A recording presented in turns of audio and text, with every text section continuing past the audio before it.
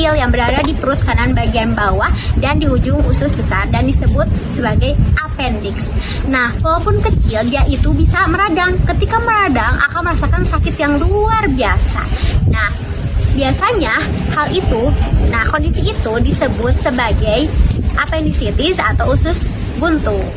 Nah, bener banget guys yang tadi disampaikan. Jadi, kenapa bisa meradang? Itu tuh biasanya karena si appendix itu ada sumbatan. Biasanya disebabkan oleh sisa makanan atau tinja seperti kotoran yang padat dan juga atau infeksi di saluran pencernaan. Nah, kalau udah tersumbat seperti itu, bakteri itu biasanya berkembang biak dan bikin si appendix itu menjadi membengkak, meradang, bahkan bisa menyebabkan infeksi serius ke seluruh perut. Serem kan?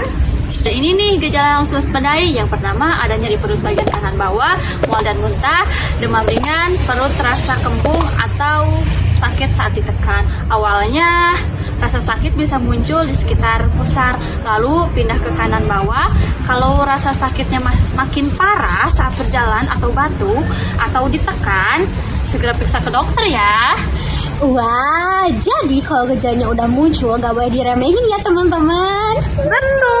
Betul banget, kalau dokter sudah mendiagnosis itu appendicitis, maka solusinya cuma satu, operasi pengangkatan appendix, disebut appendektomi. Ada dua metode loh, yang pertama operasi terbuka, yang kedua laparoskopi. Biasanya pasien bisa pulih dalam 1 atau 2 minggu. Tapi ingat, kalau sampai terlambat bisa berakibat fatal. Nah, tapi selain operasi tadi, kita juga bisa mengkonsumsi obat. Salah satunya adalah obat antibiotik. Nah, obat itu untuk mengendalikan infeksi yang terjadi akibat peradangan appendix. Biasanya diberikan sebelum operasi atau setelah operasi. Contoh obatnya itu ada ceftriaxone. Nah, selanjutnya ada obat analgesik yang digunakan untuk mengurangi nyeri akibat peradangan usus buntu.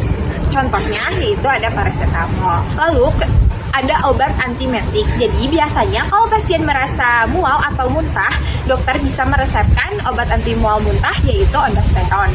Selain ketiga obat itu, ada juga obat alternatif yang mudah. Misalnya, pasien dengan kondisi medis tertentu yang nggak bisa langsung dioperasi. Dokter juga mencoba terapi antibiotik insentif sebagai alternatif jangka pendek.